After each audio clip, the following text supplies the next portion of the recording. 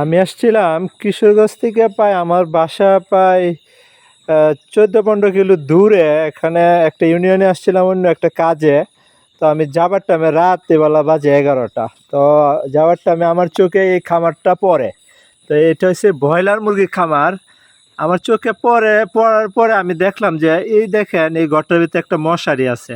এটার ভিতরে এক ভাই থাকে। এই ভাইয়া এই মুরগির খামারের ভিতরেই থাকে রাত্রের বেলা, এগুলাকে পাহারা দেয় শেয়ালে যাতে দাওয়া না করে। দেখেন মুরগির প্রতি আসলে মুরগি পালন করলে কি কষ্ট করা লাগে। হ্যাঁ দেখেন এটার ভিতরে কিন্তু অ্যামোনিয়াম গ্যাস হচ্ছে, মুরগি মল দিচ্ছে, তারপরেও কিন্তু ভাইয়া এই অ্যামোনিয়াম গ্যাসের সাথে কিন্তু উনি এই ঘরটার ভিতরে থাকে।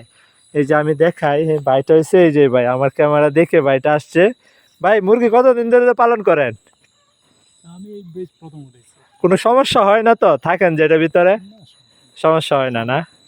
তো এই যে ভাইটা আর কি এই খামারটা পরিচালনা। কতগুলো মুরগি আছে? 400। 400। আচ্ছা, বয়স তো হয়ে গেছে, 1 কেজি প্লাস হয়ে গেছে না? হ্যাঁ, 1 কেজি প্লাস হয়ে গেছে, বিক্রির বয়স হয়ে গেছে। বাজার এখন কিরকম? আমি খোঁজ খবর নেই নাই, কারণ আমি আরো 4-5 দিন রাখবো, তো পরে 4-5 দিন রাখতে পারে বাজারটা এ করবে।